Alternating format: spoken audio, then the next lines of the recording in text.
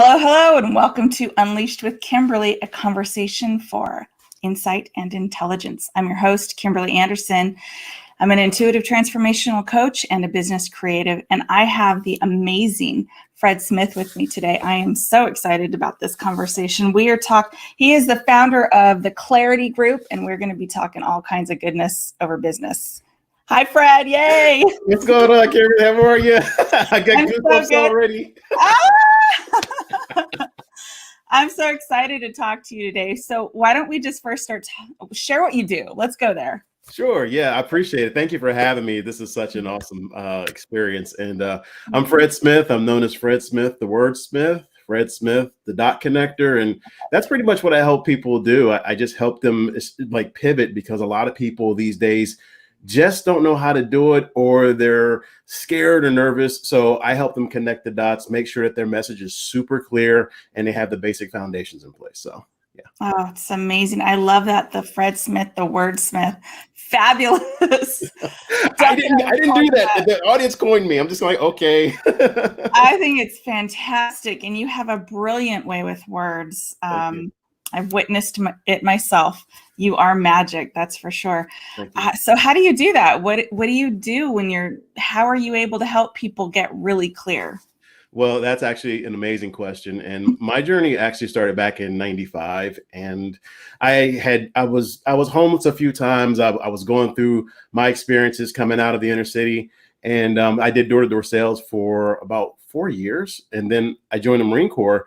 And during that time, I had a chance to really see a lot of people's different stories by knocking on doors. I also had less than 7 seconds to make an impression, or they'd slam the door. So, so with all of that being said, I had to develop a different type of focus just to stay present with people. And just through time, especially in the Marine Corps, that's when the magic really happened, because I learned a lot of high-level communication in the Marine Corps.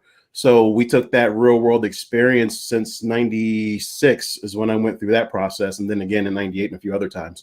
But through that whole process, that's all is literally my job. It was literally my job to mind my words, because people at that point in time, we were involved in real world crisis, and one word could just trigger, a whole worldwide experience. And we had that back in '98 and '99. So I came out of that. I came out of the Persian Gulf with that. And then from there, I just kept doing the writing, and people were just looking at me. And next thing you know, I scaled up a couple companies in the automotive industry, a few $100 million. They went on to multi-billion-dollar companies. And I said, I'm tired. I just want to be quiet. So I kind of hang out, with the crew and my dogs and just kind of write. So it's a gift. You have an incredible gift. Thank you. And part of it's just really being silent and being still. I am very committed to making sure that my environment it's my sanctuary. And if I don't have it at home, I have to create that, because I did a lot of traveling for almost 20 years. So I had to create those spaces. And to me, that's the only way that you can focus like that, is just to be really still, silent. I literally hold a meeting with myself and go, hey, you know what? I need this work to do over here. Why don't you guys just go play? And because sometimes we have to just control the narrative no matter what we're doing. So I look at my inner self as just being the guide for me to focus and just create on what I need to do on the outside. Hopefully that makes sense. That's powerful. It makes perfect sense. And we talk about that a lot in random conversations that I have, because the importance of really calming that mind, and I call it energy leaks. It's clutter in your mind. And it can literally derail what you're doing the whole day in a project, especially when you're trying to write your message and your mission statement and whatever it is around your business. Yeah.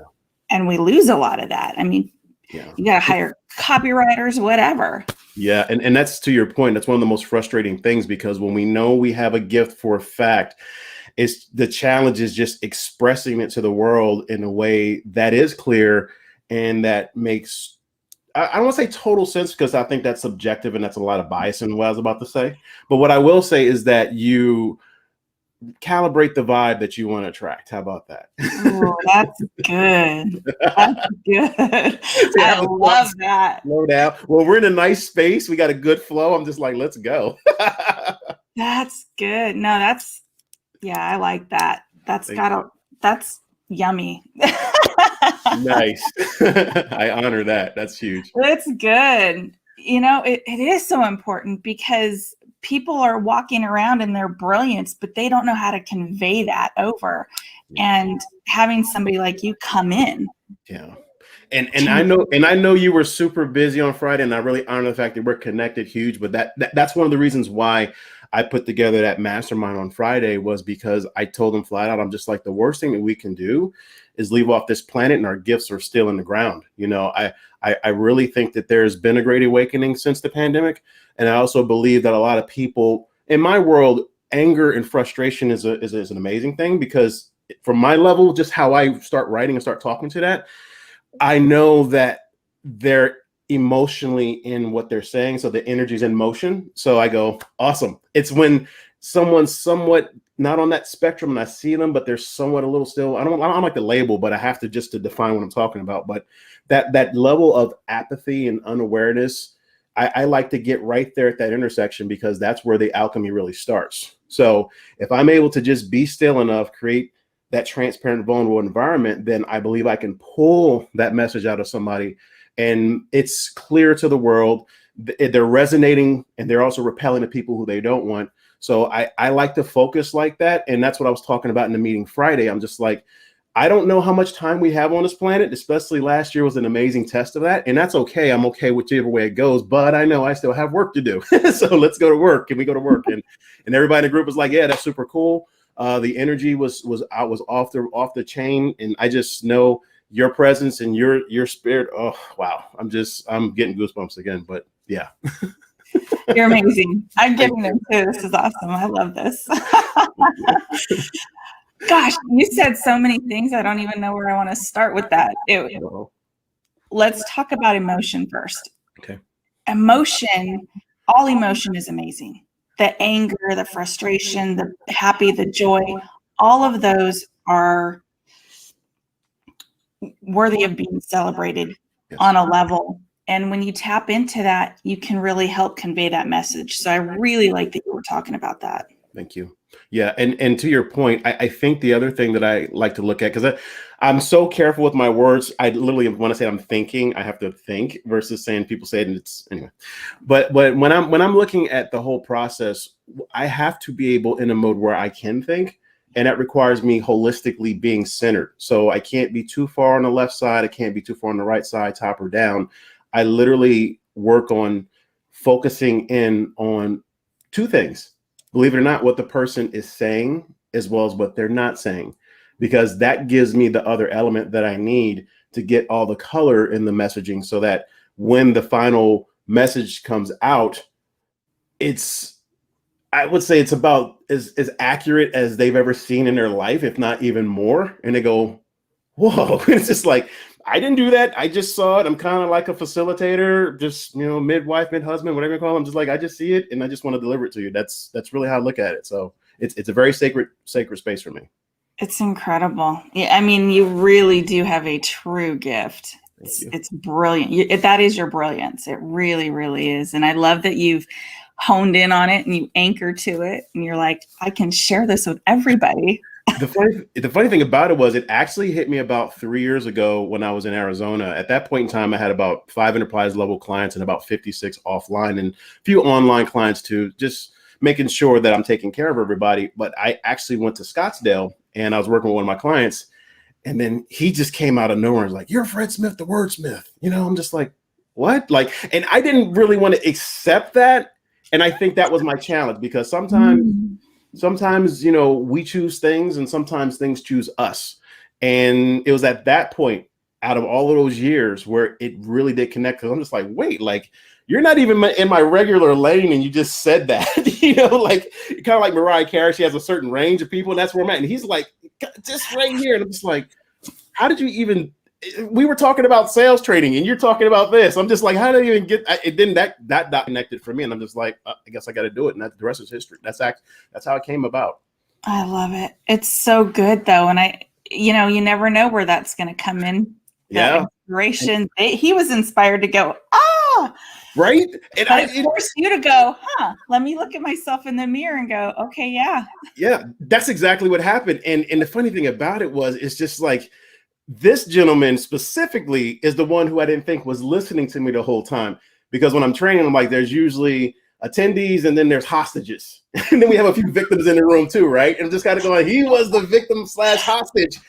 And then I guess I said something that day, and literally I was like, whoa, like what just happened here? And I thought about it that whole time, and it just, the rest is history. And after that, I've discovered a different cadence now that I'm at that level of awareness as well. So we're all growing, at least in my humble opinion, but it's just like, wow, like I am doing stuff now that I didn't even know that I could do. It's unlocked a whole different element of writing, and it's really attracted some of the world's top marketers and copywriters. So I'm super thankful. I don't know which way it's going. I just kind of facilitate a little bit to say, okay, I don't want to talk to that. And, I navigate that part, but the rest of it's just flow. Oh, it's so good. So good. Yeah. When you're talking about that, I'm like, you're on this boat and you're just kind of going down the river and just brilliantly doing what you do.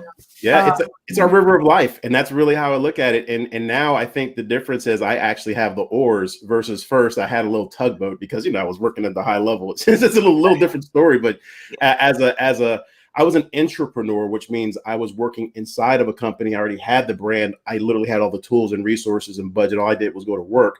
But as an entrepreneur, you have to create those same elements. So I think everybody goes to that power curve, no matter how they're starting out.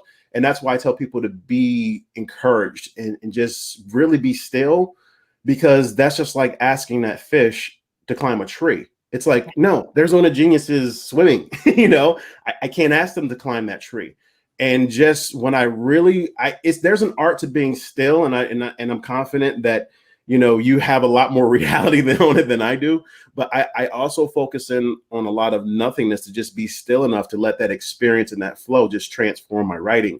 And through that process, like everybody in this house knows when they see me in a certain position in a certain way or a certain thing, they're just like, it's game time. And sometimes I don't know how long that flow lasts, but typically I'll just let it burn out. Like last night, I went to bed almost 4 o'clock and you wouldn't know it, but I'm just like, that's the flow. I might fall asleep for 30 hours after this. I don't know. But as we're unlocking different portals to our messaging, that's just what I see. And it's just like, because I can literally see the words. It really resonates in my mind. And even during Friday's gathering, they were like, we see that you can see it. And I'm just like, I've never had anybody say that before either. Like never had anybody say that before. So it's amazing. I really loved what you're saying. And it's about, here you have this brilliance. And I want everybody to really hone in on this, because you're in your brilliance, but we're still, what's the word I'm looking for? Here you are. What is that word? I just call it duality, because at the same time, it's still a constant journey in my mind. And I have to look at the duality of things, because the same things, you can't have a rainbow without the rain. So I've learned how to holistically embrace all of it and be able to experience anything so that the flow can literally come through me. Because I even tell my kids, I'm like, anytime you have an experience that's memorable, you can write to that. There's a reasons why it's really sticking, because we have an infinite amount of sensory and perceptics and everything else in between. There's a reasons why that thought is wanting to gain some mental real estate traction, if that makes sense. So let's see what that's about. Let's see if it fits the narrative. Nothing has meaning but the meaning that you give it. But I also focus really in on the perception, because to me, the perceptics is what's the gate that allows me to let that thought in. So I have a due diligence kind of list, but I also have the emotional side, the intellectual side, and holistically that ushers in the thought through my process. I love it. Yeah. And it's, you sit in your brilliance, but you're always able to grow and expand and even make it honed in more, like you were saying.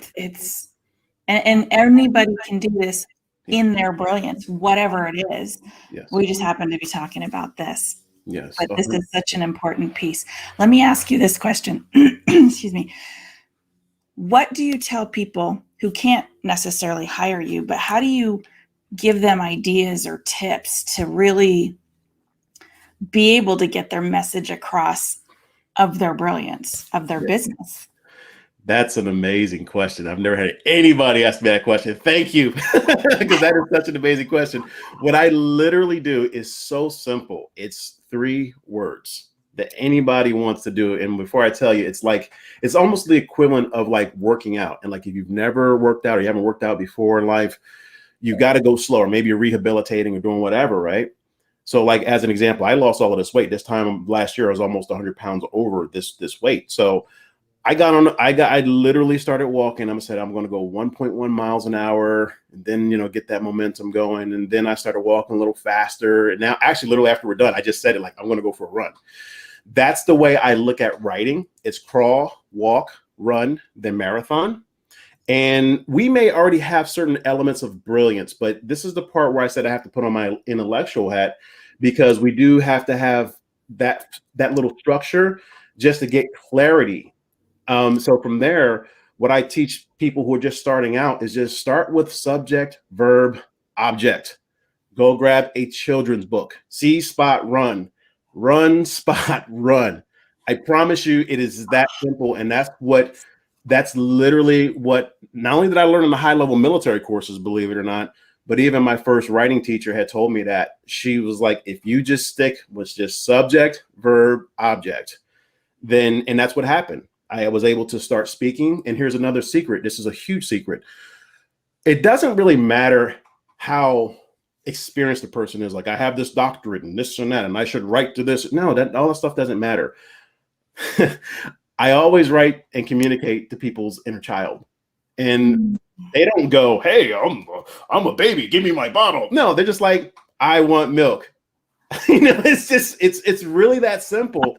Because wow. When we go all the way back to the basics, that's how we connect. At least that's my philosophy, and that's how I believe, because the next level after that is a lot of the symbolism.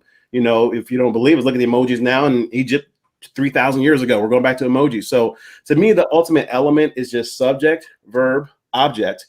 And my challenge to everybody when I say that is that if you don't believe that that's it, then let's just maybe check in with our ego here for a second, because it really is that simple. But I didn't say it was easy. So that's the part where I do a lot of the coaching. So, wow, I think it's hard for people to grasp the simplicity of things. Yes. It becomes, you're like, wait, no, it's got to be way harder than this. We like to make it way harder. Yeah, well, that's what shows up in a lot of the businesses. Even when I was like, literally, the manufacturer I was working with had launched their 36 company, as an example. I think we had like a budget of about 30 million, and I didn't need it. I'm just like, whatever. They're like, what do you mean? I'm like, I have a lot of stuff, like, but it's simple stuff. And it was the last region in that specific company to actually, nobody wanted it. It was out here, because this whole California market is completely different. It is like, we're in a whole different continent. People don't understand that. I'm from the East Coast. And it was like, I get it. So nobody wanted this, right? So literally we scaled that company up, and I think we were doing like 10 to 17 million a month in receivables, just what I was doing, where everybody wasn't even close. And the only thing that we did was we walked into the other stores and asked questions. We didn't come in with a pitch. We didn't come in like, hey, who's it? And I was like, hey, wondering, I'm a little curious, like, do you have X? And they were like, no. I was like, how's that affecting your business, if you know what I'm asking? Blah, blah. Because a lot of people had already known me, but it's the simple stuff, and they were just blown away because we didn't even go through the budget. And then they got mad because we didn't go through the budget, because at a certain part of the quarter, you have to spend it or you lose it. But my point in saying that is that, to me, success is simple, but I had to also peel back all of those layers just to be able to see the core essence. And I think if we get that part right, then typically what happens is we realize we don't really need a lot of stuff. A lot of the stuff that I enjoy is free, like air. Imagine that, like silence and pauses. It adds a color to our conversations. And you hear how the energy just shifted. And I like to do that in my writing as well. So it's all about energy shifting, but we have to be in a space where we're simple. We're just who we are. Even if we are who we are at that time, we're always in our perfect place. And from there, I just write and I go. That's so good. I always say there's power in the pause. Yes. There's definitely power in the pause there. And even in conversation, it's like, Yeah. Okay. It kind of is that moment where it brings it home. It does. Yeah. Oh, It's you yeah. can embody the words for a moment and like really feel it. It's A- good. And that's what I'll do. Like, I'll ask maybe three simple words that people may have in the top of their mind. And then I just literally, like you see me right now, I don't even know why, how I just literally just jump into this. It's like I go up in the attic for a second and I'm just like, okay, I need to really connect. Like, what does that mean? And I'll go a little bit deeper because the challenge with English is that it's a homonymic language. So one word can have 30 different meanings. And that tied me back into my military experience because literally I was in a crisis situation. Like, it was really happening in 98. I can't get too much into it because of, the clearance stuff, but I just knew that I was leaned on heavily by a few thousand people, even at that point in time. And if I would have put the wrong word in, it was really that bad. So they say the pen's mightier than the sword, but I think the heart is greater than all of them. So I'll Yeah. park it right there. And pause. So good. Oh, that's awesome. Wow. There's, I mean, when you're saying certain things, I kept thinking of a song. You hear the words, the melody, the pauses, and how certain words really bring it even, but it's really simple. Great example is even a movie. They put music in there to really bring that extra element in there, and it wouldn't feel the same. Jaws would never be the same Jaws if it done it, right? Two notes. Two notes. That's it. It's exactly perfect example. It's two notes. It's a classic. And at the end of the day, I think that's what we're really, at least that's my ultimate end goal, is to just simplify and just really let people know, at least in my world, because I attract a lot of people also like a lot of money, and that's cool. I'm like, you can have both. Okay. You can have silence and be still. And if you want to cry, you can cry in that Maybach. That's okay. But to me, the ultimate end goal is just, I want to have significance and relevance in the spiritual world, because to me, as I'm elevating, I know what that other world is like. It's hard. So I don't like to put my bias too much into my writing, but but my point in saying that was, I just attract a lot of entrepreneurs who are mission driven. The challenge, however, is that sometimes when we have the spiritual element, and this is what I've seen, so because I work with a lot of also spiritual coaches online, it's just really being able to express holistically one side of your emotions and your energy that you may not have experienced before. So I have to literally walk people through that process as well, so that we can come to a point, because I'm not expecting everybody to be like a hardcore business owner, but we have to be able to mind our message as we're growing and scaling, because the values can change real easily because you have other people in the lines of your communication. So I literally like to begin with the end in mind and say, okay, well, we're 200 years out. Who do you want them to, what do you want to have people speaking to you with? And those are some of the more elements that I put into the writing, just so that we can fundamentally have a basic framework that we can use to grow and scale. Because a lot of people, sometimes when I'm speaking to them, and I mean a lot, they're literally saying, hey, what do you do? And they'll give you a 30-minute thing. And I'm not talking about a 30-second elevator speech. That's completely different. I'm just like, okay, if I only had 7 seconds to live, like, what would you tell me? And while that sounds extreme, I usually ask permission before I go in like that, because I want to honor people's spaces too. So there's always a range of how a person shows up in the outer world that affects how I write to their inner world, that needs to reflect to their masses. So those are some more frameworks that I just wanted to share with you. So I love it. It was good. I love what you said right there. If I had 7 seconds to live, what would you tell me? What do you want me to know about you? yeah, There is so much power in that, because one, it simplifies it. Two, it gets right down to the point. It's the real meat of what I need to know about you. Yeah, I mean that's Better than an elevator speech. well, yeah, I mean, and that's just the world I've played in since '95. So a lot of the previous world that I was in, they're very bottom line oriented people, very left brain. They don't care about what we're talking about. They're just like, what's the bottom line? Give me your spreadsheet, look at the numbers. And I'm like, in my mind, I'm like, whoa, there's people behind numbers. Do you, how, do you know how much effort it takes to get one honest dollar? I'm just like, what are we doing? So I brought that element, but still I was able to swim with the sharks. And I know how to fall back and do other things because I can see, even though they have that much of a mechanism, what I see is an opportunity to just go under it, go around it, never through it because that's too combative, or over it. So that's how I craft my writing as well. And that just being in those rooms like that for 20 years is what really honed the skill as well. Because in those worlds, money's not an issue. They're just like, I need an extra 50 million so I can do this over here. Hey, Fred, do you have that? And it's just like, it's not even the same conversations. And that was the other reasons why I got pulled back, because I had grown to another point where I needed to just really put my mark on the world and people know me for who I am, not necessarily all the other stuff that you've seen me do, because I'm there. If anybody's ever bought a car, that was me. I had something to do with that on all levels, from how these operations go, but they don't know Fred Smith. So it's almost like a coming out party, so to speak, what's going on. Oh, that's awesome.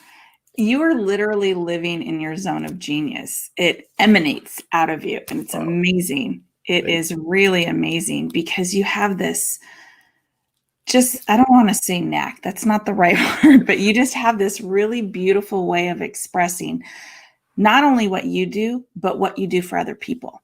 Wow.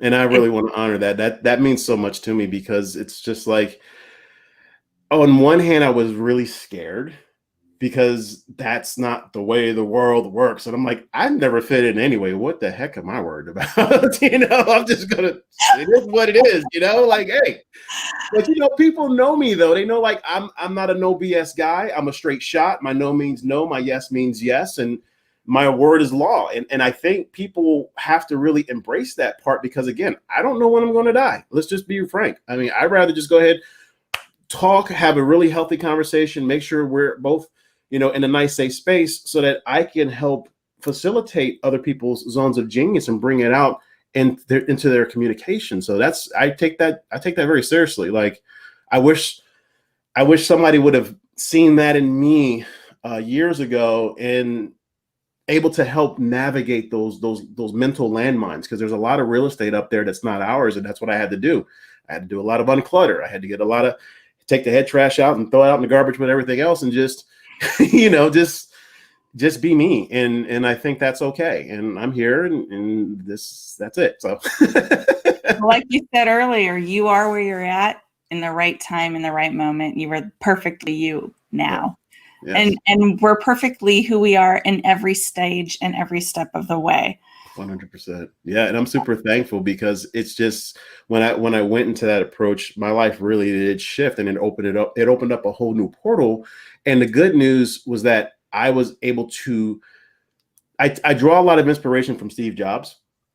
And the reasons why was because, to me, he's like the Tiger Woods of the tech industry. He was able to take the most complex stuff that everybody was using $50 words on, and he did subject, verb, object, and people were like, oh, it was just like, what? That's essence to me. It's just like, let's go. Like, I love that energy. Mm-hmm. Yeah, that's good. And I like that you speak to everybody's brilliance, and we all have our own lane, our own zone of genius, our own brilliance, and really conveying that message across is what's going to help you propel to that next level. Yes. What I've discovered, to your point of that, is that sometimes when I'm uncovering a message, what typically happens is that person has already grown past their message, or they have a vision that's shifted in a different direction. But because they haven't institutionalized exactly what that framework looked like at that time for them to want to deliver that message, that's where the cognitive dissonance is. That's where the disconnects are. So I tend to just look at that and I go, interesting. Like, you're over here, your thoughts over here, your audience is over here, you know, and I just start connecting all these dots, and that's what I see. And I'm just kind of going, okay. It's almost like if you, you know, you've been to Venice Beach and and they'll they'll look at you and they'll start writing down. They do it. That's what I do. I look at it and I do, and that just comes from me also being in the military, learning certain frameworks to think like that. Like example, when people are flying Cobra helicopters, people don't even know that they had that monocular, but they teach people's eyes to go this way while the other eye's going that way. It's kind of weird, but that's how they do your brain as well.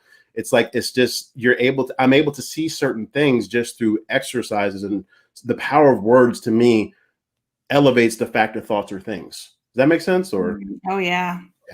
Oh yeah, that's good. I like what you said right there, and I wanted to just circle back to it real quick, is people grew past their message. Let's sit on that for a minute, because that's really, I mean, that's a huge disconnect for people in business. Yes, it leads to frustration. It leads to lost revenue. It leads to broken homes. It leads to a lot of non-violence. In other words, the communication, people becoming passive aggressive. I mean, it's all kinds of judgments, labels, evaluations, feelings, emotions, actions change. And it all just starts with that initial programming that we didn't identify. And that's where I like to live at. I like to live at the programming. I like to see, okay, what's driving that? One of my favorite questions is, what inspired you to? Like, I really need to know that story. Like, and that's what I learned from doing door-to-door sales before even I joined the Marine Corps, was that I literally had to find something in less than 7 seconds to connect with somebody. That's it. So if I'm walking down the street, I happen to see some, you know, maybe some toys in the yard. Okay, cool. You know, if I happen to see the dog and this and that, or just, I had to find something to anchor to. And I think a lot of writers miss that essence, because unfortunately, some of the writers that I've hung around, they're very egocentric. It's all about me. Oh, look at how great I did this one. We made all of this kind of money. I'm like, okay, that's cool. But this person over here is frustrated because their message over here, they're over here, and their audience is over here. So how do I connect those dots?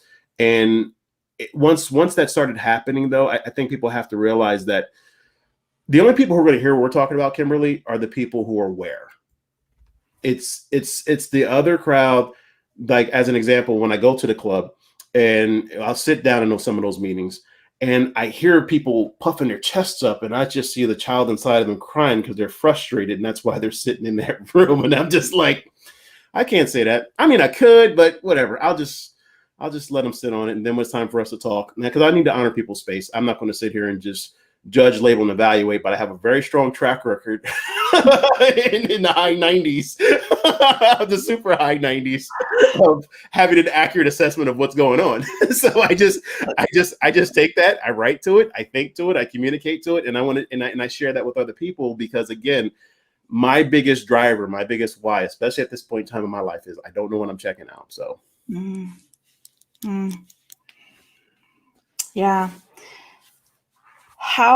Let me figure out how I want to ask you this. How often, let's keep it simple, how often would you recommend people reevaluating their message? Quarterly. I used to say daily, but the problem with daily is that we tend to get a lot more biases in the lines of communication. So there's not enough of a track record. There's not enough evidence. There's not enough. It could be one, you just had a bad day, or maybe somebody did this, or maybe a meteor came out of nowhere. You just go, what the heck happened? But even myself, I write every day. That's just what I do. Like even last night in my other group, I'm just sitting there writing. I'm just throwing thoughts out. But literally, to me, it's a must. It's not a should. It's a must. And the reasons why is because we need to really have touch points as to where we're at in our journey in relation to where our audience is in their journey, in relation to what's going on trend wise, holistically around the world. I'm very conscious about those kinds of things, because to me, that essence can resonate in your messaging. So when I see people shifting to a different lane, it usually shows up in lost sales, or it shows up in communication friction, or it shows up in the world a lot of different ways, which is why it's also important to journal daily. You don't necessarily have to journal about everything, but literally I have a 5-minute journal, and that's what I do. I'll journal every single day. I have it on my calendar as to when I need to do it, as far as the quarterly review. just to make sure that I'm on track with what I'm doing because I eat my own cooking. So That's so good. And as you keep growing and elevating and really honing in your business, because your business and you are constantly in a flux of change as well. It's not this stagnant thing unless you're, in the car sales. However, that's always still a changing market too. Yep. So really understanding that, I think, is of massive importance. Like you said, check your messaging quarterly. Yeah. You're evolving, you're changing, and so is your audience. Yeah, 100%. And this is just my truth and what I've experienced. There's enough technical stuff out here, i.e. like numbers and apps and all the other stuff that can keep you on track. Where people are missing the mark, in my humble opinion, is the fact that they don't have enough of the emotional bandwidth to explore the emotional side of what they're doing, because we're taught we're our role. So I ask you, hey, Kimberly, how are you? Hey, my name is Kimberly, and I am X, or I am this. I'm not the role. I need to separate myself from a lot of that stuff. So that's where I see a lot of the frustrations come. So, yeah, that's unbelievable. I love it.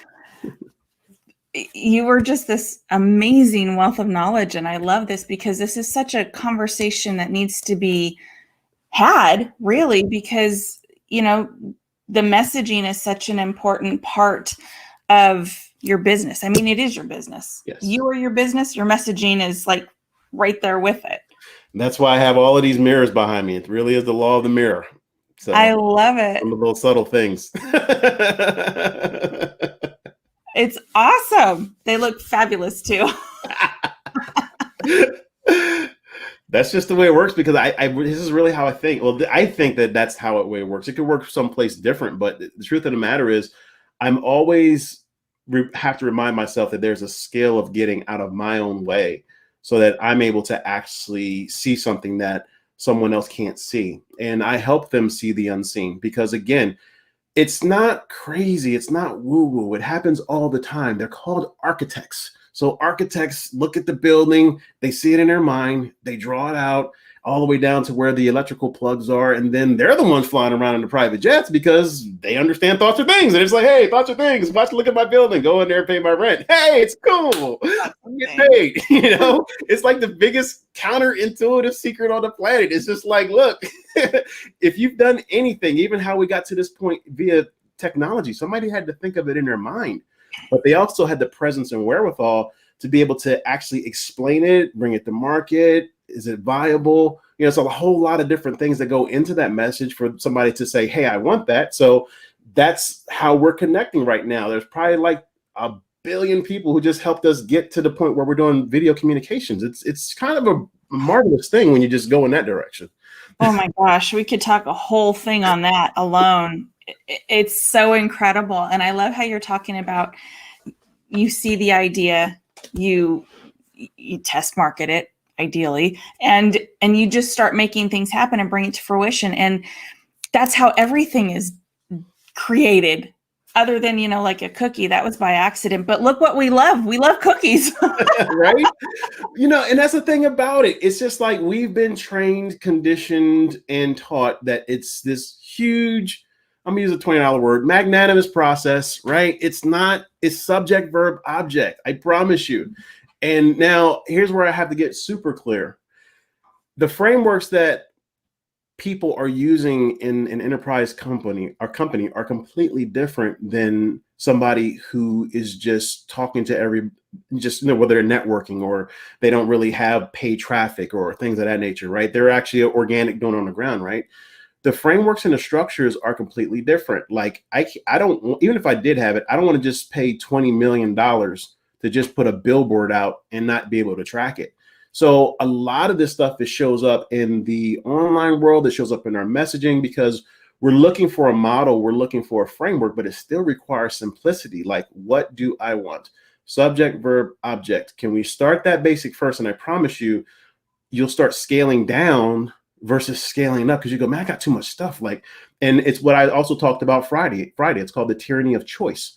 And as a result of us having all of these choices, it actually creates more unnecessary constructs in our minds. It causes us to squirrel out, bright and shiny object syndrome. Don't worry about that one thing. We've got 50 million over here that you can choose from. And that really adds to the elements of confusion. It's a huge deal. And it's actually, I think it was in Scientific American that I actually pulled that article from. Just like, I don't want you to believe a word I say. Promise. Like, that's going to be thinking. Go out there and challenge it and just see how it works. But that's really a big deal. And I work every day just to prevent the tyranny from choice of suppressing me, because I know what that's like. So the messaging to me has to also do the exact same thing. People are coming to you typically for just one thing because they know that they need it. They may not be able to explain it. And because you aren't able to communicate it, then you're like two ships passing in the night. And I see that. And even another real world example, when I was in the Marines, every time we went to port, they would fire the gun.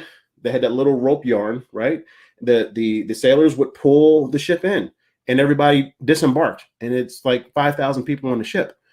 Well, the thing that helped people cross the bridge wasn't even the sailors. It was that little rope that they shot off with the little rope, that little knot. So they shot that over to bring a whole city into port.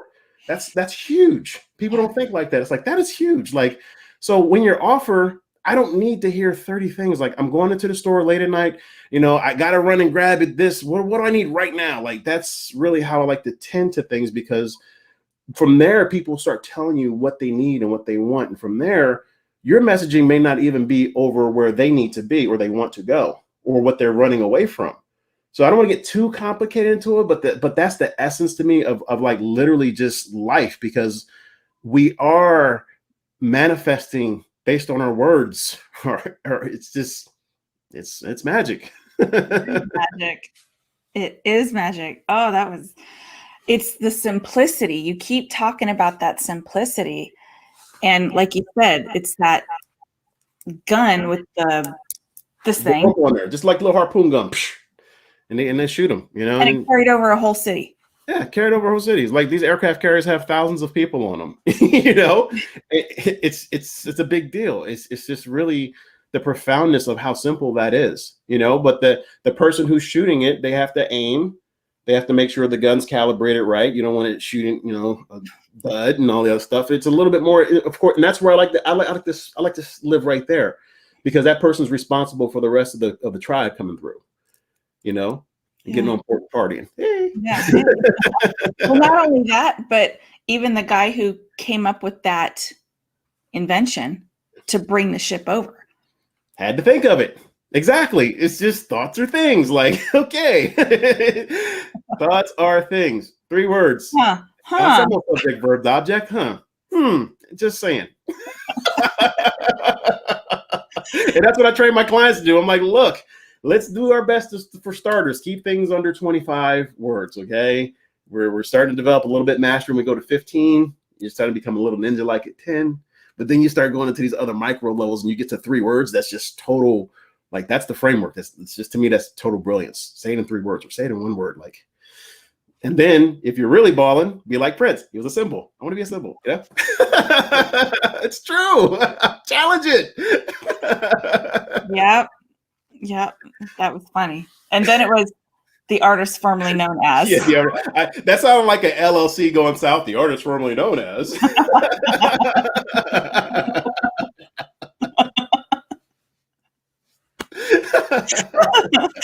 Oh, that's too good. Oh man, I love this conversation. It's interesting because there's so many business coaches out there. Mm-hmm. And I think they are trying to get it to, hey, it's simple. It's the simplicity part of it. But even I think in the conversations I've had, it's hard for that to be conveyed. Yes. 100%. I don't know why. We like things complicated. I mean, I don't know. I'm gonna give you an answer. It may not be the answer, but it's definitely a answer. And I mean, this may sound a little weird, but just stick with me. I've discovered that the more I charge somebody, the more they listen. And if they aren't listening, it just means I'm not charging enough. Because to me, fear sharpens listening. There's a reasons why people want to connect. right? So my approach is real simple. We're connected for a reason. And my personal philosophy is it's either heck yes or heck no. There's no heck maybe. Now, I know sometimes, like, marketing gets us all twisted and we say this crazy stuff and we have to do all of these 20 steps to blah, blah, blah. I get that. And that's the reasons why I push back on a lot of the marketing and sales fundamentals, because if you understand what I just said, then it just takes all of the BS out of the lines and we can start fresh. Because I know that's how I am. I don't expect everybody to be like that, but if somebody's coming to you, it's because you're connected. Like at least that's how I see it. So because I accept that thought, it opens up the portal for me to talk to you like you're my brother, you're my sister. This is how I am. Like I've talked, like even before I had that huge discovery of me going back to 96, like this is how everybody in the automotive industry knows me. Like, that's just Fred. Like you get what you get. Like he's just him. And he's never let us wrong. And I think when you charge people, because I've actually had to do that. I've had clients literally going through my 6-figure courses and going, I didn't charge you enough. Like, you're not even halfway listening. And then I start getting to my patterns of like, hey, is this just a write-off? Because if so, let me know. I can go play golf. You know what I'm saying? Like, I love to play golf, so it's not a big deal, But literally, that's what I see. I physically can see that. And I think, and let me walk on the other side of that thought too. I think sometimes the other reasons why people don't listen is because they could be in so much pain too. I call it the wounded animal syndrome. So literally, like, your animal's injured and you go to give them the medication and they're growling at you. They may even try to bite you, right? But that's a defense mechanism. They don't love you any less. They're just in pain. So I literally look at those two things first before I make a decision. I literally have a checklist in my mind. I kind of go, okay, well, this person just said that, or whoa, I wasn't expecting that. That's cool. Let me bookmark that. And then from there, as I'm developing and seeing that relationship, and sometimes this can happen in 10 seconds. Like that's how fast, sometimes even faster than that. And some of my buddies have seen me actually do that. I'll be on a call with somebody and all of a sudden they just go, bam. And what just happened over there? I'm like, I've got nothing. That's not me. Like you already know, but because people, so I think that they're either in pain or I'm just not charging enough. So I like to do my due diligence and evaluate that before so I had to give you the whole thought, not just, they don't listen, but to me, that's why they don't listen. I just use that two-step framework. No, that's very good. I think it helps people really go, okay, yeah. And I think there's this level of that I'm not good enough even to charge that. There's a lot of that. Yes, there's a huge amount of that. And I'm just like, people buy when value exceeds cost. There's got to be a cost. And sometimes it's not just money. So that really is one of the biggest tools that I use. It's like, what do they value? And perhaps I'm not communicating to their value enough, which is the reasons why if we have our craft our messaging a certain way, your values should resonate with other people's values. Now, it doesn't have to be 100%. Just like I talked about before with Mariah Carey, we have range of values as well. So the reality of it is I like to focus in on that stuff and just make sure that when we're going into that kind of stuff, that I'm not putting my own biases in the line, but at the exact same time, I can stay focused because that person probably needs to get charged like $100,000 or $1 million because they're so arrogant, but yet at the same point in time, and that works really well in the high-end crowd.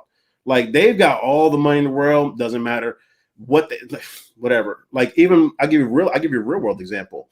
Like when Porsche of downtown LA was my client for a long time, and they were selling products that were cheap. They had huge value, but because the finance managers didn't have like the confidence to sell them like that, you got a $200,000-$300,000 car, and this finance manager wants to charge you for interior and exterior protection of like $375. It's like, I don't want that crap on my car. You start charging like $3,000, $3,200. They're going, oh, tell me more about it. Like, how does that protect me? And da da da da da da da da. True story. And I just did that one mindset shift frame on them, and their numbers jumped through the roof, and the clients were happy, and their customer service indexes went up just from one little small tweak. That's how powerful just really standing in your own being and understanding that I have to play up a certain position to be able to elevate other people's experiences. And that's really what happened. I mean, because they were notorious at that specific dealership. Downtown LA, you got a bunch of jewelers. They're looking at those cars with monocles. Okay, they're like this to make sure that there are no flaws on there. They're that in the Audi store. And I'm just like, guys, like all you got to do is this stuff works. Just charge more. And they're like, what? We can't do that. And I'm like, they're spending $300,000 on the car. Like, what are we talking about here? Like, weirdo, give me the deal. And I would take deals and I would show them. I'm like, I'm not just going to talk about it. Like, let's go in the box together and let's watch this. And people just like, mind's blown. I'm just like, look, I do my best to resonate as high as possible on certain vibrations and frequencies. But I also know that if I'm possibly out of my league, if I want to frame it that way, then just work with the people that you're comfortable with. They're going to buy at that level. Just figure out what the market wants and how much they're willing to pay. But we got to ask. So I digress. No, that was good. Fear. I loved it because you talked about that. And I think it's fear on both sides. Yeah. Charging more gets their focus, Yeah. gets them interested. I find it really fascinating that you were talking about a $375 coverage on a $300,000 car. Yeah. You're like, I don't need that. Yeah. But when you brought up the value, the cost to $3,500 or $3,200, they're like, oh, maybe this will protect my car. Yeah. The value it's not you. It's what they perceive as the value. 100%. Like, seriously, like break down same set street is the hood. So they've got, let's just say somebody's got like a watch and they got a real Rolex and they're selling a real Rolex for $10. You're like, what's wrong with that thing? And when I'm rehoming my dogs, okay, because I think I have dogs. So they're burning doodles. They help me out with my PTSD, right? So we got into that lane. I wouldn't say by accident. There's no such thing as accidents, but that was a perfect example of it. These dogs can be rehomed for as high as $30,000. So I'm always, because they're super smart, that you can train them for as emotional support animals and a lot of other stuff. I mean, they're brilliant. They're a brilliant breed. And plus they're around until 18 years. Right. But when we first literally got into that market, I didn't even know. Like my guy was like, hey, do you know how much these things are? I'm like, no, I don't know. Like, I love my, and then we got into the lane because people were doing bad. So we just wanted to shine our light. So that's how we got there. But it was just like, okay, so now we have to put a price on things. So we're not like $600 and we're not $30,000. You know what I'm saying? It's just like, we're rehoming just enough so people, we're getting the right people and repelling the wrong ones. But our value is real simple. We really want to push love out there. So that's why we're in this lane. Like, it's not about the money. Okay. It's cool that we can rehome for that price, but that's not why we're in the business. We're not a puppy mill. You see what I'm saying? There's a lot of elements and people don't think like that in their own businesses. Like, what's the true market value? That same street where downtown LA is, they sell cheap Rolex watches that may be the real thing, but because we don't have the confidence to sell it for that much, we just missed that opportunity. And I think that's actually selfish and unfair. I really do, because there are plenty of people that I discovered who are more than willing to give you everything plus their lawn chairs because they see value in what they're doing and you're doing. And then you just kind of go, I don't want that. You're actually shortening your blessings in my world. And I'm really serious about that. I've watched it just too much. And then we still complain about why we don't have what we want. It's because you're blocking the flow. You have to create an environment for the flow as well. It's at least that's how I see it. And that's what we did. And there's a skill of getting out of my own way. Okay, I'm over here. Here's the flow. Okay. Hey, Flo, how are you? Where you been? It's just. Oh, you gave me chills. That was good. When you're charging the right price, you're repelling who you need to repel. You're calling in the people that are meant for you, where you're able to just shine in your brilliance, be in your light. I love that you said that. Yeah. And I think when you were talking, it made me think of, if you look at your business as the customer, because we think, oh, it's got to be this, this, and this. But if you look at it, what made you buy? Why did you buy a coaching program or buy that car? If you go back to being the customer, it was you that placed the value on it. Yeah. Oh, so good. So good. You know, we just getting started. Oh my gosh. I can't wait for part 2. I've got chills. This is great. Oh my gosh. And I really thank you for having me, Kimberly. This is super cool. It's amazing. I want you to talk about your really quick your savage leaders. This is amazing. Talk about this real quick. How can people Oh yeah. I got all right. I gotta give a shout out to my boy Taylor Wells, Traffic and Funnels. We started a group this time last year, and the thing about it was we had dinner out here this time last year, and we started talking, and then I don't know how we got the subject of what we were talking about. He's like, bro, I was like, is that true? It's like, is this what's really happening in the world? And I'm like, yeah. He's like, really? I was like, yeah. So we had a good dinner. We went back. He went back to Nashville, and then I just started dripping on him. I'm like, check this out, check this out, check this out, check this out. And then the pandemic had hit. So it's like, oh man, like really what you're saying is like coming out. So he got really passionate about really shifting the world's energy. So he was like, bro, we got to talk about this. I'm like, I don't know if I can talk about it. You know, it's like I was just coming off my security clearances. I had a lot of stuff going on. So it was just like, I don't even know if I can talk about it. He's like, I was like, you know what? I'm just going to do it. So we formed a group, and it wound up getting up to over 2,000 people. Now, the group was controversial. It was hugely controversial because I am speaking not only just in my true, authentic self, but I'm just like, yeah, here are all the dots, because I also have my tax license too. So it's no different than if you have your tax license, you can do your taxes for free. You know, there's 70,000 pages you got to go through, but you can go through for free. Same thing with what I did in the military. I sorted through a lot of information. I can just connect dots, go here, here, here, here, here. So we talk about one thing in the group, and I connect the dots on it. Okay. And we just did that. Facebook absolutely did not like it. It had elements of stuff that again, they don't just like because this is their platform. And I'm like, okay, I honor the platform. But as a result of that, we popped people out of their heads. Like we had conservatives and liberals in the same room actually having real conversations. We had people who were from the hood to multi-billionaires in the same room having conversations. It was such an interesting dynamic because, again, my saying is that it doesn't matter whether you're left wing or right wing, you need the same bird in order for the wings to be on there to fly, right? So we just took that. We were basically just telling people to become critical thinkers, not critical people. And that's what we were doing, pulling out the mechanisms. And as a result of that, people grew. And I didn't charge anything for the group. We wound up having another subset because people were like, what's your offer? What's your offer? I'm like, okay, cool. Here it is. So that came out of the group.